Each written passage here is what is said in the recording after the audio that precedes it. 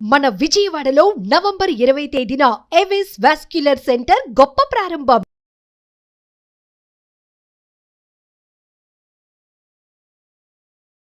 నమస్తే రమగారు. నమస్తే జయ.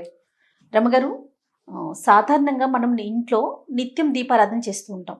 కొంతమంది ఉదయం చేస్తారు, కొంతమంది సాయంత్రం చేస్తారు, మరి కొంతమంది పొద్దున్న సాయంత్రం 2 పూట్ల కూడా చేస్తూ ఉంటారు కదా.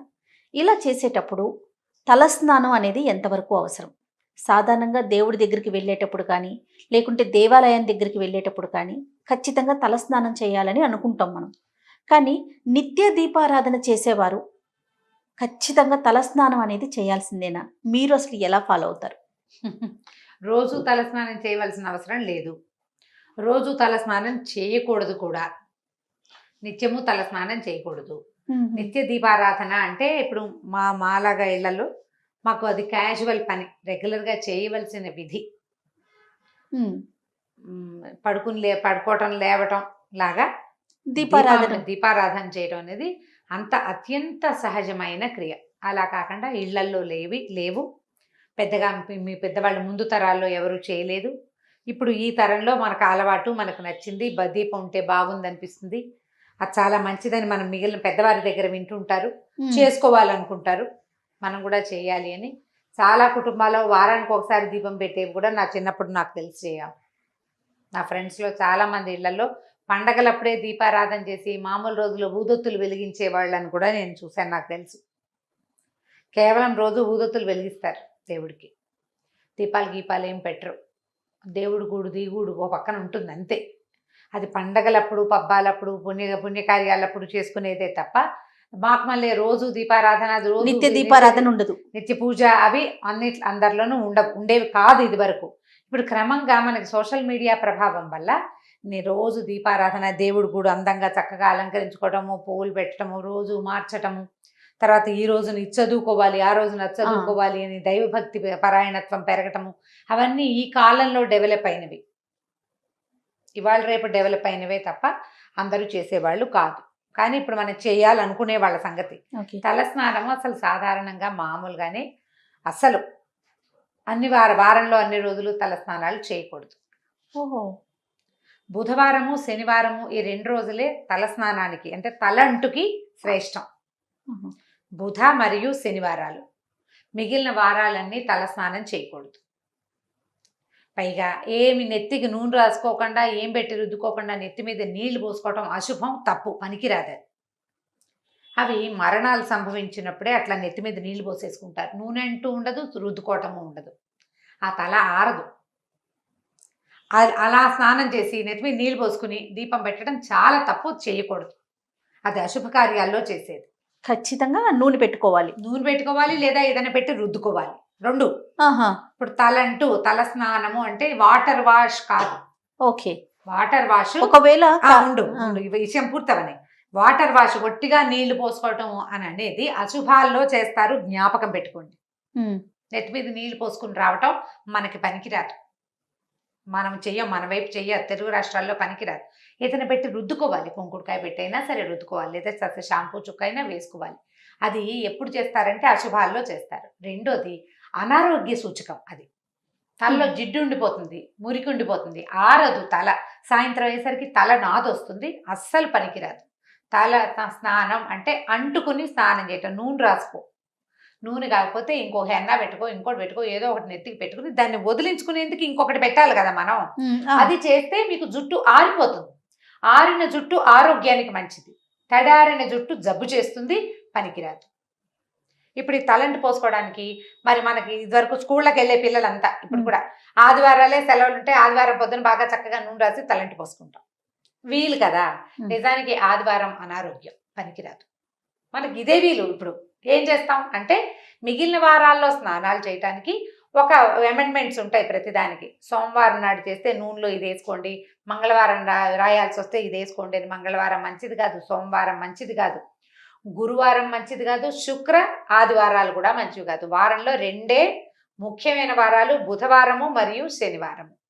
ఈ 2 రోజుల్లోనూ స్నానం చేస్తే సౌమ్యత వస్తుంది, శరీరానికి కాంతి వస్తుంది, ఆరోగ్యం వస్తుందని శాస్త్రరీత్యా చెప్పబడింది. శనివారం నాడు నువ్వుల నూనె నెత్తికి ఒంటికి అద్దుకుని పిల్లలకు కూడా చక్కగా రాసి ఆ నూనెని వదిలిస్తే గ్రహపీడలు కూడా తొలుగుతాయి. శనివార స్నానం ద బెస్ట్ శ్రేష్ఠ స్నానంగా చెప్పబడుతుంది. స్త్రీలకైనా పురుషులకైనా ఎవరికైనా పిల్లలకు కూడాను. అయితే ఇప్పుడు మనం పూజా స్నానం గురించి మెయిన్ మన క్వశ్చన్ అది. ఇప్పుడు నిత్యము పూజ చేసుకునే వాళ్ళకి అసలు తల స్నానం అక్కర్లా. మీరు ఈ వారాల్లో ఏ 2 రోజు చేయదలుచుకున్నారో ఆ రోజు స్నానం చేయటం, రోజు స్నానం చేసి దీపారాధన చేసుకోవచ్చు. ఈ పుణ్య స్త్రీల కంటే ఎవరైతే వివాహితలు ఉంటారో వీళ్ళు ఒక చిటికెడు పసుపు రాసుకుని స్నానం చేస్తే, నేను ముందు రోజు రాత్రి భర్తలతోటి ఉన్నామని, బయటికి వెళ్ళామని, ఎక్కడికో వెళ్ళొచ్చామని, మర్నాడు స్నానం చేయాల్సి వస్తుందని ఆ శంక పడని అవసరం లేదమ్మా. పుణ్యస్త్రీకి పసుపు రాసుకుని స్నానం చాలా మంచిది, తల స్నానంతో సమానం. ఈ నెత్తి మీద నీళ్లు పోసుకునే విధానం ఉంది చూసావా? పూర్వకాలంలో భర్తలు మరణిస్తే జుట్టు తీయించేవాళ్ళు. వాళ్ళు రోజు నెత్తి మీద నీళ్లు పోసుకోవాలి అని. అది కూడా ఏమిటంటే మడిగట్టుకోవటం కోసం, దేవతార్చనకి తలస్నానం చేయకపోతే పనికి రాదని వాళ్ళని చేయమని వాళ్ళు. ఇప్పుడు మనకు అసలు ఆ విధానమే లేదమ్మా. అలాంటి బ్యాడ్ ఐడియాస్ అన్ని తీసి పక్కన పెట్టండి, వాటిలోకి వెళ్ళొద్దు అసలు. మన జీవితాలే అట్లా లేవు, మన పద్ధతే అది కాదు. భర్తలు లేకపోయినా, మరణించినా, లేకపోతే మీరు ఏదైనా డివోర్స్ లాంటివి తీసుకున్నా, ద్వితీయ వివాహానికి అవకాశం ఉన్న రోజు ఇది. ఎందుకు పూర్వకాలపు ఆలోచనల్లోకి వెళ్ళాలి మనం? మరి వారాల్లో స్నానం చేయకూడదని పూర్వకాలం ఆలోచన కాదా మీది? నీ నెక్స్ట్ క్వశ్చన్ అదే, నీ మొహంలో అదే ప్రశ్న కనిపిస్తుంది. నేను చెప్తాను చూడండి. ఇప్పుడు నెల మొదట్లో ఆదివారం మొదలైంది, వారాలు రోజు మారేసరికి సూర్యగమనం మారుతుంది. మనకి సండే, మండే, ట్యూస్డే ఇంగ్లీష్లో చదువుకుంటాం. తెలుగులో ఆదివారము అంటే రవివారము సూర్యుడి, సోమవారం అంటే చంద్రుడిది, మంగళవారం అంటే కుజుడిది, బుధవారం అంటే బుధుడిది. ఇవన్నీ గ్రహాలకు సంబంధించిన రోజులమ్మా. ఈ రోజుల్లో సూర్య గమనం మారుతుంది కాబట్టి చంద్ర గమనం మారుతుంది. చుక్కలు పెరుగుతాయి, తగ్గుతాయి, చంద్రుడి కళలు పెరుగుతాయి, తగ్గుతాయి. మనం చూడండి, ఆది సోమవారాలకు 2 వారాలు గడవంగానే అమావాస్య వస్తుంది. అమావాస్య రాగానే చంద్రుడు ఉండడు, సముద్రంలో అల్లలు పోటెత్తుతాయి. పౌర్ణమి రాగానే చంద్రుడు ఇంతవాడైపోతాడు, మళ్ళీ అల్లలు పెరుగుతాయి. ఇప్పుడు సూర్యచంద్రుల గమనంతో మనకి ప్రకృతి స్పందిస్తోంది, మనకు తెలుసు కదా. అవును, మనం కూడా ప్రకృతిలో భాగాలం కదా, అవునా? అవును. మన శరీరం పాంచభౌతికమైనది, 5 ఎలిమెంట్స్ తోటి నిర్మింపబడింది కదా మానవ శరీరం. నువ్వు ఒప్పుకున్నా ఒప్పుకోపోయినా ఖచ్చితంగా ఒప్పుకోవాల్సిందే కదా. అవన్నీ స్పందిస్తాయి. అందుకని ఈ వారాలకి అనుగుణంగా స్నానాలు చేయండి అని చెప్తారు. అవసరం లేకపోతే హెడ్ బాతులు చేయబోకండి, చేయొద్దు అసలు. ఈ నిత్య పూజకి చేయక్కర్లేదు. అయితే మళ్ళీ ఈ నియమాలు ఉన్నాయి కదా, ఈ వారాల్లో స్నానం చేయకూడదు అని. మరి సోమవారం స్నానం చేయాల్సి వచ్చిందండి, ఆఫీస్లో ఏదో పార్టీ ఉంది, ఏదో ఫంక్షన్ ఉంది, లేకపోతే ఎక్కడికో వెళ్ళాం, స్నానం చేయాలి. దానికి ఏం చేయొచ్చు అంటే, ఆడవాళ్ళు అయితే ఒక చిటికెడు పసుపు రాసుకోవచ్చు. దాంట్లో బుధవారం అయితే విభూది వేసుకోండి, గురువారం అయితే ఇది పాత పద్ధతుల్లో చెప్తారు. అంత దాకా వెళ్ళొద్దు, అవన్నీ పెట్టుకోకండి. పసుపు రాసుకుని తలస్నానం చేయండి. మందార నూనెలు అవి నూనెలు చేసుకుంటాం కదా, నూనె తయారు చేసుకుంటాం.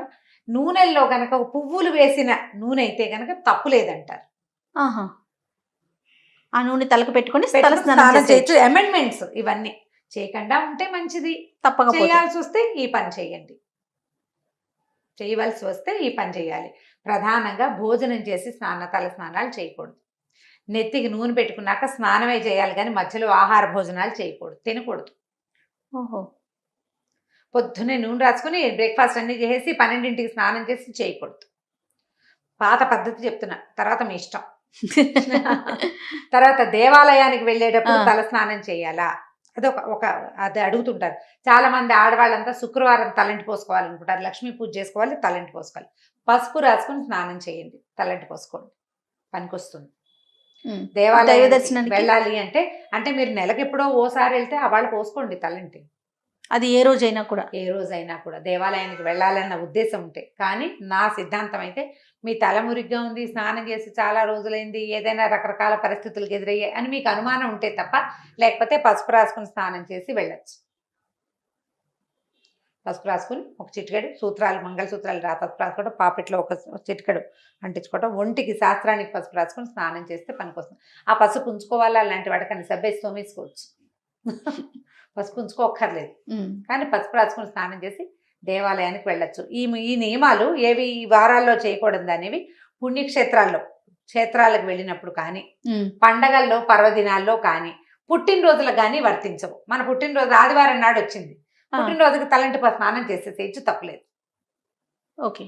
అప్పుడు మనం ఇప్పుడు పాటించాల్సింది తీర్థానికి వెళ్ళాం, ఏ తిరుపతి వెళ్ళాం, ప్రయాణం అంతా దుమ్ము కొట్టుకుని ఉన్నాం, ట్రైన్లో స్నానం చేసి దేవతా దర్శనానికి వెళ్ళాలి స్వామివారికి అనుకుంటాం, అప్పుడు స్నానం చేయొచ్చు. ఉం. పుణ్యక్షేత్రాల్లో స్నానాలు, తలంటి పోసుకోవటాలు దానికి వార నియమం ఉండదు.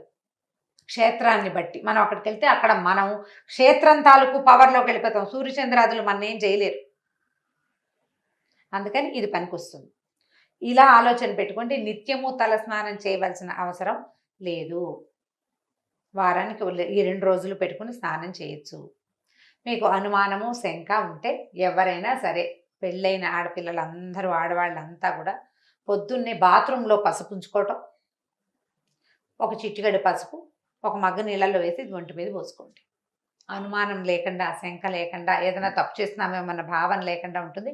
పసుపు ఎలాగో యాంటీబయాటిక్, మనకి స్కిన్కి చాలా అవసరమైంది, ముఖ్యమైనది. ఆ శంక లేకుండా పోతుంది. ఏమీ తప్పులేదు, శుభ్రంగా చేయొచ్చు. అంతే. నమస్తే. నమస్తే జీ. ఈ వీడియో కనుక మీకు నచ్చినట్లయితే లైక్ చేయండి, షేర్ చేయండి. మరిన్ని ఇంట్రెస్టింగ్ వీడియోస్ కోసం మా ఛానల్ని సబ్స్క్రైబ్ చేసుకోండి.